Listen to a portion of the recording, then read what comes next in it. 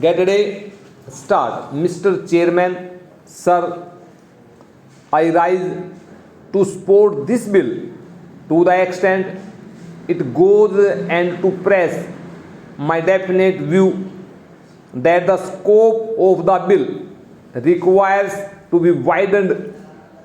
Being a new member, naturally, I have a sense of hesitancy in speaking on a subject like this.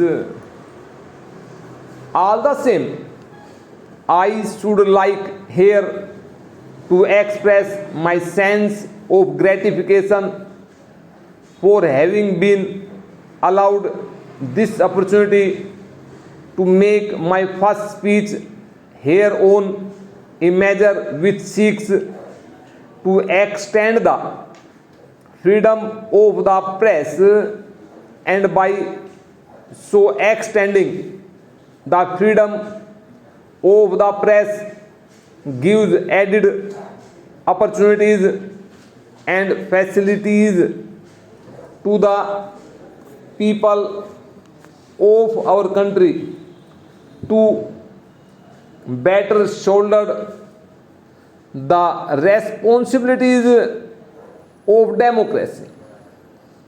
I do not propose to dwell at length on the legal and judicial aspects of this question. I am not a liar, not even a bad liar. After all the speeches that have been made in the other house and also after the speech by the distinguished mover of the bill here, it becomes unnecessary for me to dwell at length on the legal aspects. But I have been a journalist and a newspaperman all along, and with the practical experience of a journalist, I hasten to support this bill. What has been my experience as a journalist? Of course, I get the proceedings of Parliament, published reports of the proceedings of Parliament. I get the estimates committee reports and the public accounts committee reports. Although after a considerable lapse of time, I scan the pages and I find so much well-deserved exposure of the doings of officials, especially all sorts of shady transactions, how public money has been embezzled, and the sort of thing. As a Democrat, as a journalist, I feel that this is the material which I must pass on to the readers, to the common people of the country, so that they can understand really how the affairs are being managed in this country, so that I can help to sharpen their sense of vigilance, and so that they can be better custodians of their own rights. But then I cannot do it, because as a newspaperman I do not enjoy that immunity which members of Parliament enjoy. All this time the newspapermen have been smarting under this restraint. They cannot discharge the responsibilities to the public. They cannot educate public opinion on the affairs of this country. This has been so. Para We are no longer concerned with the police state. Our concepts regarding the state are changing. We are no longer concerned merely with the maintenance of law and order or a few officials or ministers. We are thinking of a social welfare state. We are talking of advancing towards socialism.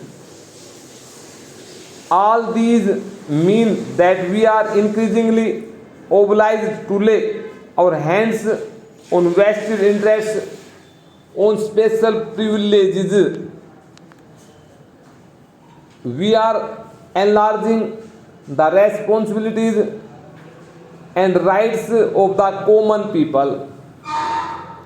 When we lay our hands on special privileges and when we touch vested interests, it is quite natural that they have recourse to all sorts of devious ways just to perpetuate their special interests and cheat the public to gain their private ends to the detriment of the general interests of the society.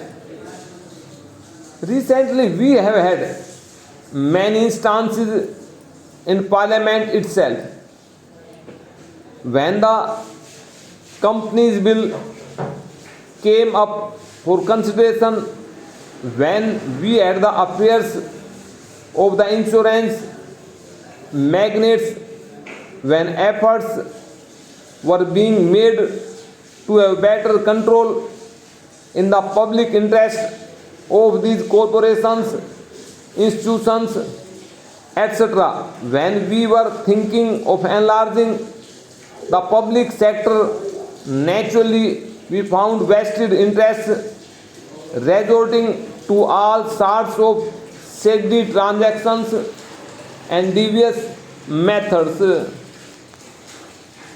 Now, when in Parliament members make such well-deserved exposures, it is necessary that all this information must be passed on to the people of the country, to our electors, through the medium of newspapers. If we conceal this information from the public, we will not be playing fair by the electorate. The honorable mover of the bill referred to the outstanding judgment in the Watson versus Walter case.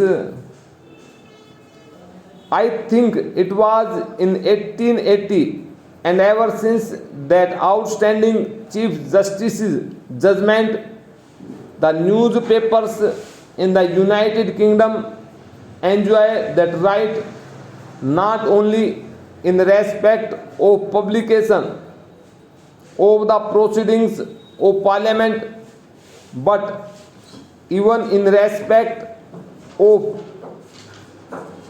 thorough borough councils, county councils, etc.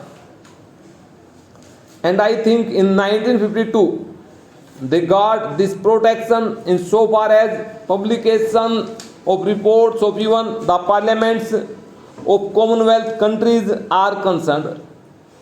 From the pamphlet published here, I have come to understand that even in the United States of America, not only in regard to the publication of proceedings of the Congress, but also in regard to the state legislatures, this protection extends to newspapermen.